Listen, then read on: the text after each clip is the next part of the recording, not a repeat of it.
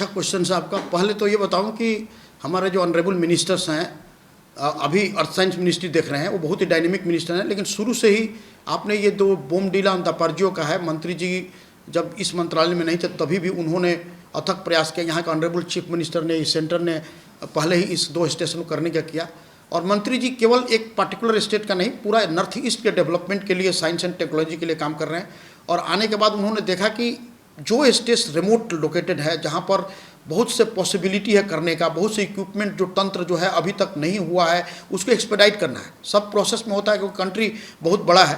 तो रिजू जी का काफ़ी मोटिवेशन है। हमारे सेक्रेटरी काफ़ी डायनेमिक हैं, वो हर क्षेत्र में, हिमालय के हर क्षेत्र में, वो अभी लद्दाख भी घूमने गए थे इंस्पेक्शन में। तो हम लोग ये कर रहे हैं।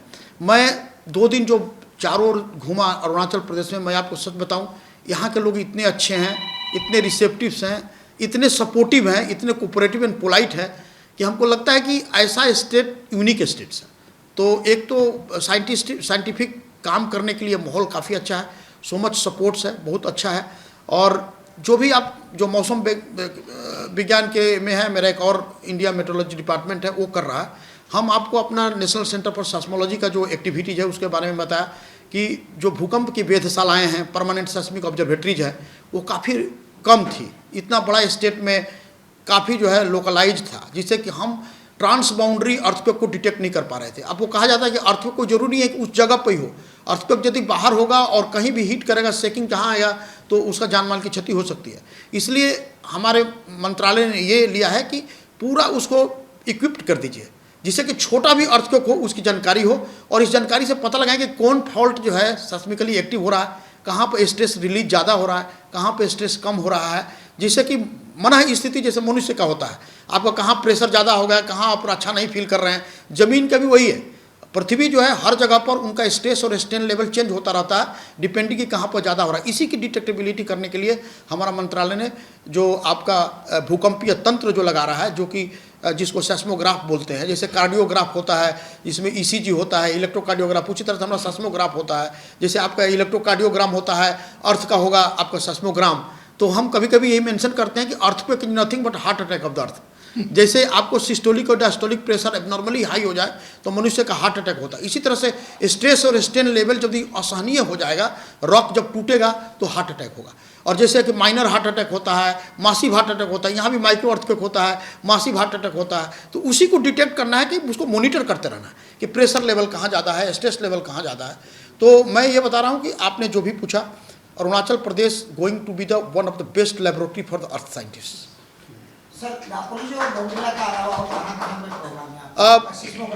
सिस्मोग्राफी में आप इस मैप को देखेंगे, हम लोगों ने जो अभी प्लान किया है, आपका अंजाव में भी किया है, डिफरेंट क्षेत्र में 4 स्टेशन लगाने की हमारी और ये में बातें हैं। वो मैप में अच्छी तरह से दिया है, मेंचुआ है, और कुछ कुछ गैप एरिया है, उसको हम भरने का प्लान कर रहे हैं, जिससे कि कोई भी अर्थक्वेक हमारे लिए कल्प्रिट है, उसको नेटवर्क के अंदर पड़ना है, जिसे हम लोकेट कर सकें। नेटवर्क के बाहर जाएगा तो उसको लोकेशन नहीं हो पाएगा। तो हम ये पूरी नेटवर्किंग का पूरा इसमें बढ़ा के इसमें एक किए हैं, जिससे कि सारा कुछ हो। जैसे कि आपको अब कहाँ कहाँ लगाने का है, देखिए, एक तो है सेपा, दूसरा है आपका मेंचुका, फिर जो है आपका Anjaw, and then Longding. These are the area. लेकिन बीच में हम तवांग के बीच से जब जाएंगे, वहाँ पर सुभानश्री अंतर, उस बीच में भी गैप है। ये हम रिकॉर्डिंग करके जब उसको इमेज उसका रिसर्च करेंगे तो और कहाँ कहाँ देना है, ये रुकेगा नहीं। ये एक ग्रेजुअल प्रोसेस है, इसको डेंस करना है, क्योंकि ये पूरी एरिया को हमको इसको सेस्मोलॉजिकली इसको घेर के रखना है, जिससे कि हमको पता लग जाए कि कहीं से भूटान से अर्थक्वेक, चाइना से अर्थक्वेक, कहीं भी इसके से अर्थक्वेक आए, उसकी जो है रिकॉर्डिंग कर सके, इवन छोटा भी।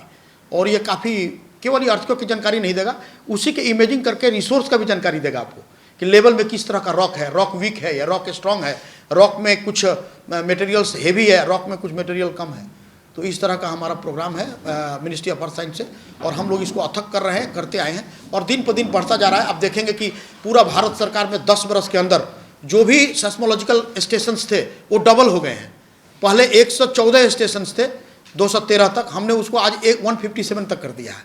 तो आप समझ सकते हैं कि किस मुहिम में हम लोग काम कर रहे हैं, कि इतना बड़ा ए में हम उसको भूकंपीय रिस्क रेजिलियंट, भूकंप मैंने जो रोधी जो स्ट्रक्चर्स है उसको बनाने के लिए जानकारी चाहिए। एक चीज़ था सर, क्योंकि ये सब टेक्नोलॉजी के साथ में मैन पावर का भी जरूरत पड़ता है। तो अरुणाचल प्रदेश डिपार्टमेंट, जैसे आपने जी तारा को बताया कि looking after the things in most proper way, तो आपको टेक्नोलॉजी को इन्हेंस करने के लिए हमारा स्टाफ लोगों को भी सिखाना पड़ेगा, उनको ट्रेनर बनाना पड़ेगा, तो उसका क्या तैयारी है आपके पास? हमारे अभी मैंने आपको बताया कि हम मेमोरेंडम ऑफ अंडरस्टैंडिंग करेंगे centre of earth sciences and Himalayan studies से, और भारत सरकार जब कोई भी शुरू करता है प्रोग्राम तो उसके लोकल स्टेट गवर्नमेंट के एजेंसीज को इन्वॉल्व करता है। हमारे लिए जो centre of earth sciences Himalayan studies है, प्रोफेसर डॉक्टर तांगे साहब हैं और एनसीएस मिलके उस सारे इक्विपमेंट को हम उस पर ट्रेनिंग देंगे, ये क्या करता है, कैसे रिकॉर्ड करता है, क्योंकि जब तक आप इसके मैकेनिज्म के बारे में जानेंगे नहीं, इंटरेस्ट आपको आएगा नहीं। आपने देखा होगा आईएमडी ने काफ़ी ट्रेंड कर दिया है और चारों ओर इक्विपमेंट लग रहे हैं, और ये ट्रेनिंग जो होगी जब इनके जो जूनियर्स आएंगे ये सिखाएंगे चारों स्टेट में।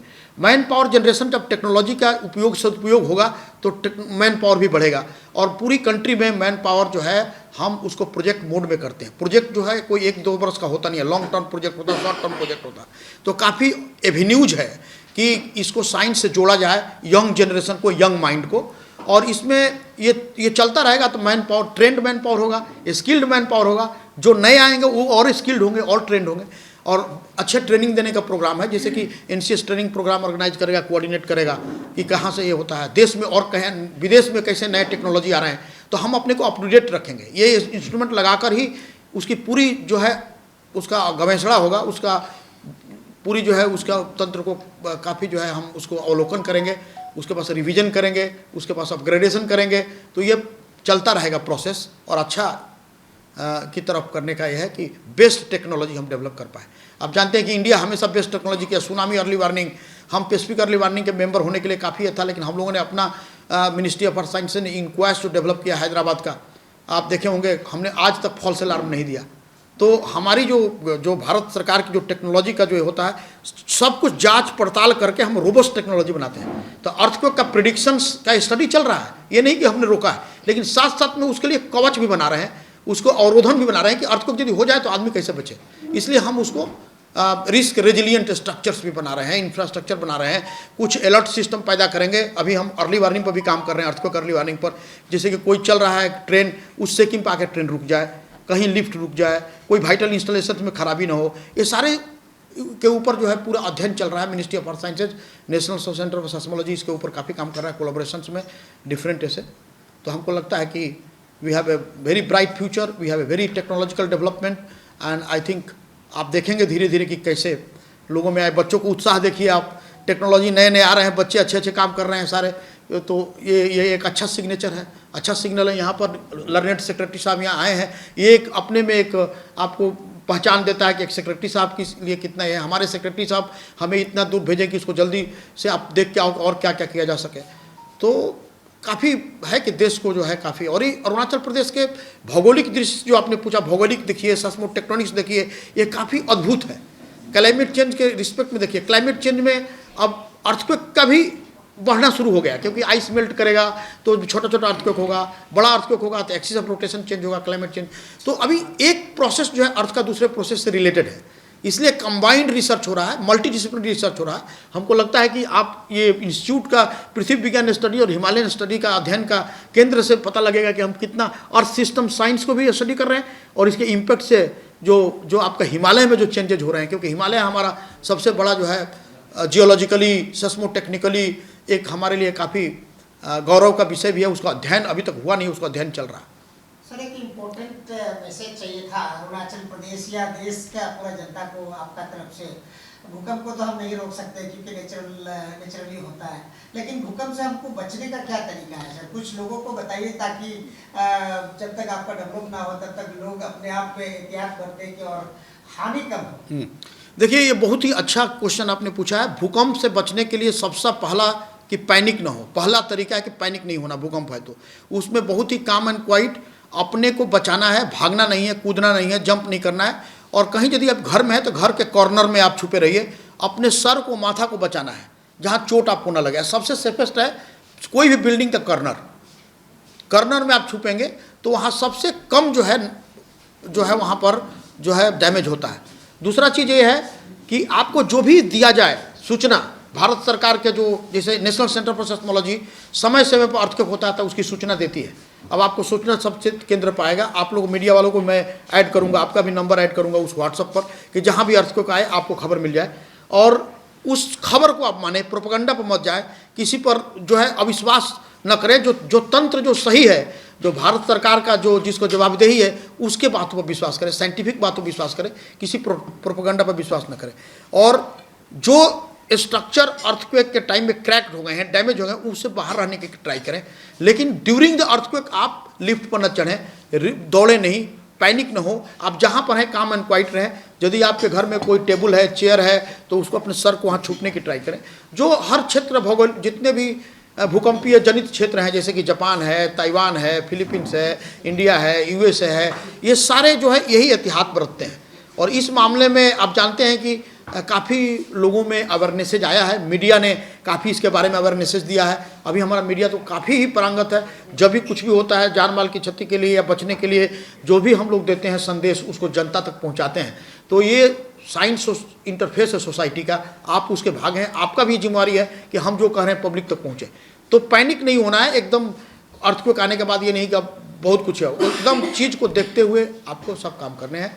और इसी बीच में अनुसंधान होते गए। आप नया बिल्डिंग बना रहे हैं तो नया बिल्डिंग डिजाइन कोड से घर बनाइए, ये नहीं कि आप जो है किसी तरह से घर बना लिए और आपके जनरेशन का केयर न रखें। तो ये सब चीज़ है जो code of conduct, building design code जो है, गवर्नमेंट की जो डिजास्टर मैनेजमेंट एक्ट जो है, जो आपको देती है उसको फॉलो करना। गवर्नमेंट जैसे जैसे आपको रूल रेगुलेशन के अनुसार जो भी है उसको फॉलो करें, यही सब है। और हमको लगता है कि काफ़ी अवेयरनेसेज पैदा हुआ है और अरुणाचल प्रदेश के लोग काफ़ी शिक्षित हैं और इस बात को काफ़ी जानते हैं। मीडिया से काफ़ी ये लोग जो है रूबरू रखते हैं। हम कभी डिस्कस कर रहे थे लोगों से, उनको पता है कि हम क्या बात कर रहे हैं, हम क्या ये कर रहे हैं, वो लोग भी साथ में चीज़ को ऐड करते थे। मुझे लगता था कि अवेयरनेसेज काफ़ी नीचे हद तक गई है। हमने तो मंडला तक गया और पूरा ये में देखा, हाँ बहुत काफ़ी ऊंचाई तक उधर सब लोगों में एक उत्साह है, सब लोग खुश हैं, काम हो रहा है देश में, इंफ्रास्ट्रक्चर डेवलपमेंट हो रहा है। उसके सस्टेनेबिलिटी के लिए आपको नया बिल्डिंग डिजाइन कोड चाहिए, वही तो हम लोग काम कर रहे हैं। जो कि आज जो इन्वेस्ट किए वो इन्वेस्टमेंट देर तक चले, रिकरेंस लॉसेज न हो।